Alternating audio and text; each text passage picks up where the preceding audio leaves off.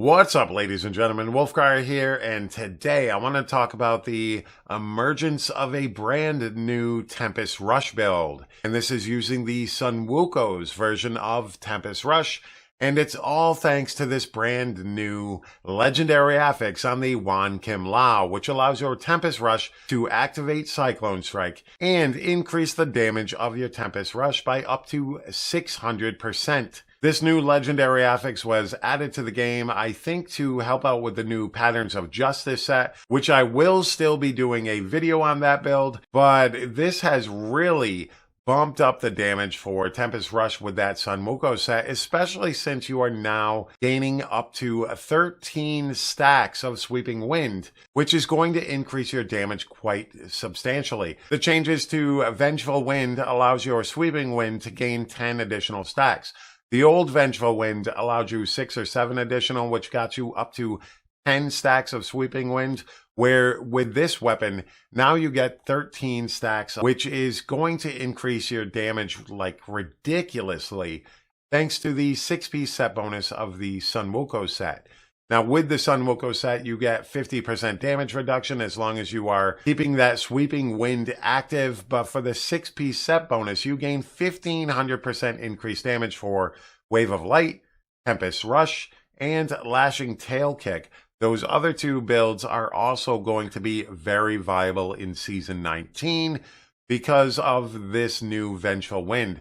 So that now means that this damage bonus goes up to 19,500% for TR, LTK, and Wave of Light. Now with this build, I am wearing 5 pieces of Sunwuko's. I'm wearing the pants, chest, helm, shoulders, and gloves. I'm cubing a Ring of Royal Grandeur, which is going to give me the 6-piece set bonus. And I'm doing that so that I can wear 2 pieces of Captain Crimson's. I've got the belt and the boots, and that is going to give me the 3-piece set bonus as well. So with this set, you get cooldown, you get resource cost reduction, you get some life regen, but it also increases your damage by your cooldown percentage and reduces damage taken by your resource cost reduction. So a very strong additional set to combine with other sets. It's used in a lot of builds out there nowadays since they've changed the way this works. And overall, it's a very strong combination with Sunwuko's and Captain Crimson's. And it's a pretty beast build. As you can see in the background with the video footage here, I am doing a GR 115 with relative ease.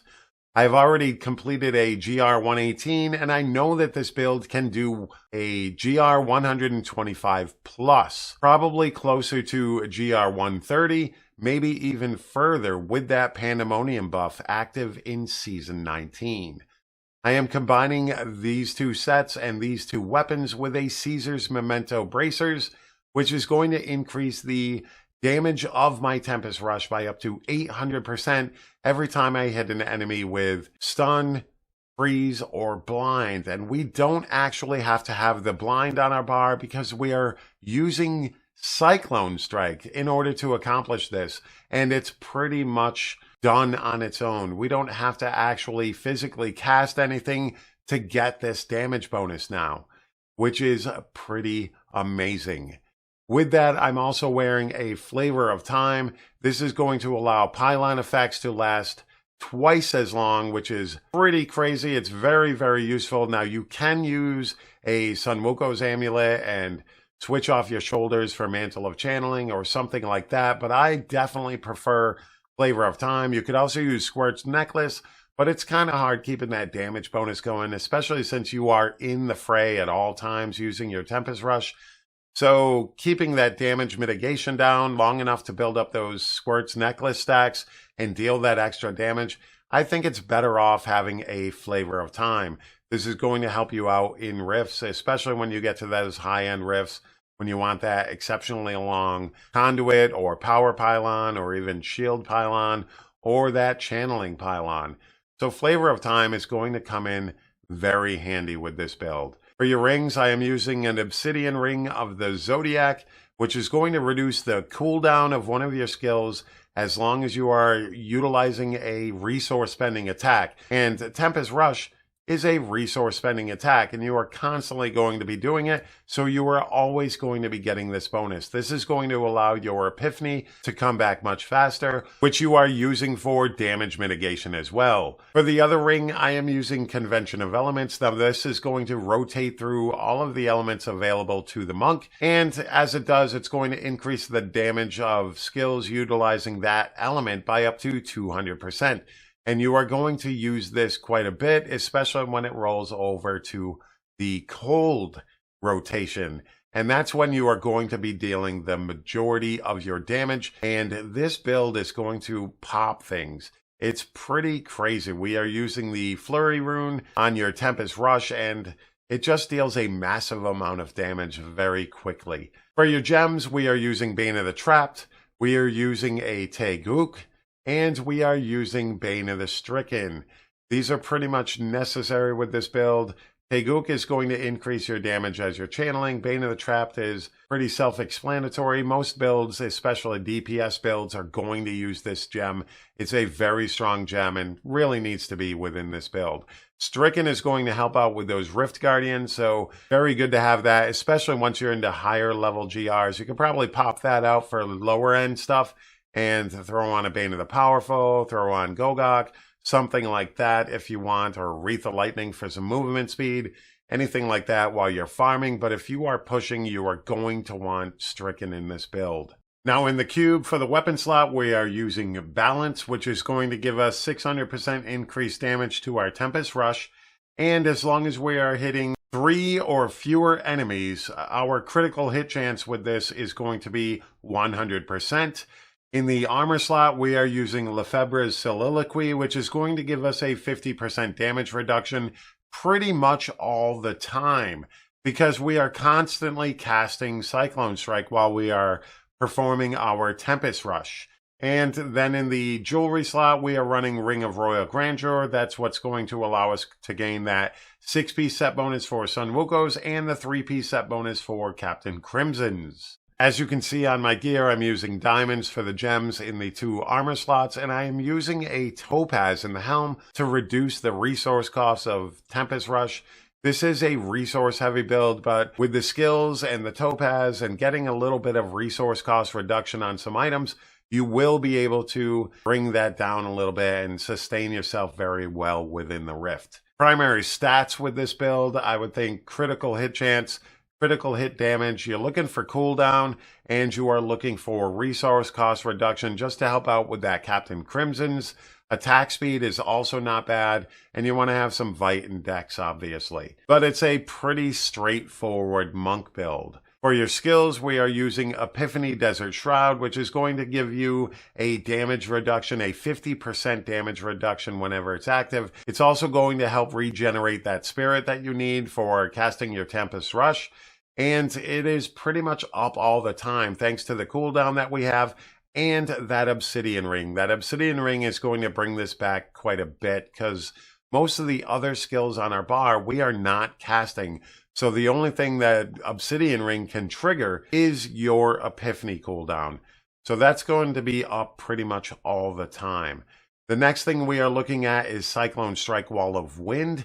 Cyclone Strike is cast automatically when you Tempest Rush, but having Wall of Wind is also going to freeze enemies, and that is going to trigger your Caesar's Memento buff and allow you to get that up to 800% additional damage. We don't need the blind because we are constantly casting Cyclone Strike, so we might as well just use Wall of Wind and avoid that extra button press, because this is going to give you that damage bonus anyways, so it's a very strong Cyclone Strike to have, and you never really have to cast it at all. Next up, we've got Mantra of Salvation Agility, which is going to give us some resistances. It's also going to give us some dodge chance, and both of these are very useful for the monk, especially with that damage mitigation. Then we've got Sweeping Wind Inner Storm, which is going to increase our spirit regen by 4 because, like I said, Tempest Rush is going to utilize a lot of spirit. So we want to make sure that while Sweeping Wind is active, we are getting some of that spirit back. And you're going to want to keep Sweeping Wind active at all times.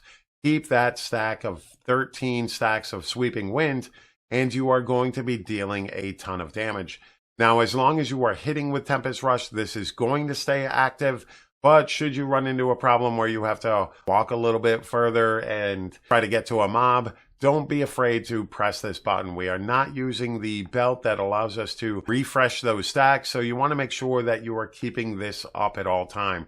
It is all of your damage, and it is a big chunk of that damage mitigation for you. The next skill we're using is Mystic Ally, Air Ally, which is also going to give us some nice spirit regen. And should we run into a problem where we're completely out of spirit, we can tap the active ability of this skill and gain 200 spirit back. So very useful to have just for the spirit regen. And should you absolutely need it, you can get yourself a nice big chunk of spirit back. Now, I do not normally need to cast this. I actually cast this as I stop channeling in order to pop that flurry pop when COE rolls around to cold, which is the best time to talk about Tempest Rush. Our Tempest Rush skill is using that flurry rune, which is going to deal damage throughout the entire time that you're channeling Tempest Rush, but it's also going to allow you to gain stacks, up to 100 stacks. And when you release or stop channeling Tempest Rush, it is going to exhaust all of those stacks and deal 90% additional damage per stack when you stop. So this is going to be something that you are going to combine with your convention of elements. You're going to wait till cold rolls around on your COE, and you are going to stop channeling your Tempest Rush, and it is going to deal a massive amount of damage, especially the closer you get to 100 stacks as you possibly can before you actually stop channeling. Usually to stop channeling, I just go ahead and cast my Mystic Ally. That's going to give me my spirit back, and it's going to cause me to stutter and stop casting and release that big explosion. You get an explosion 15 yards around you that's going to just deal a massive amount of damage. It's going to deal a ton of damage to Rift Guardians as well as trash. It's just a pretty awesome skill. And now that all of these things have combined together, Sunwuko's Tempest Rush is a pretty beast build. Now for your passives, I am looking at Harmony, which is going to give you some more resistances. It's going to turn 40% of your individual resistances into all resistance. So very good to have some secondary resists on your gear in order to gain some really good benefit out of Harmony. I'm also using Beacon of Yitar, which is going to give me 20% additional cooldown reduction, which is always good. You want to make sure that you have Epiphany up at all times, but it's also going to help with that damage bonus that your Crimson set is giving you as well. So very good to have that. I'm using near-death experience just to make sure that I get that extra life should I need it. This is going to proc if you take damage. It's going to make you invulnerable for a couple seconds, and it's going to save your life here and there. You can change this out to another one if you'd like, but I like having near-death experience because it's going to make sure that I can keep going when I should have died. The next thing I use is Guardian's Path, which is going to allow me some more dodge chance as long as I am dual wielding, and we are with this build. So you are gaining some more dodge chance combined with your agility rune on your Mantra of Salvation. This is going to give you a pretty decent amount of dodge chance, good amount of damage mitigation there. Overall though, this build is crazy awesome, crazy cool to see Tempest Rush in that build set for the monks. This is pretty awesome to see. This build should be capable of doing GR 125 to 130, possibly even higher with that Pandemonium buff. It's going to be pretty awesome in Season 19. But thank you very much, ladies and gentlemen, for taking the time out of your day to watch this video. I always greatly appreciate it. Don't forget to hit that like button, hit that subscribe button, and let me know down in that comment section down below what you think of this new Tempest Rush build. All right, ladies and gentlemen, once again, thank you so very much, and you all have a fantastic day. Peace.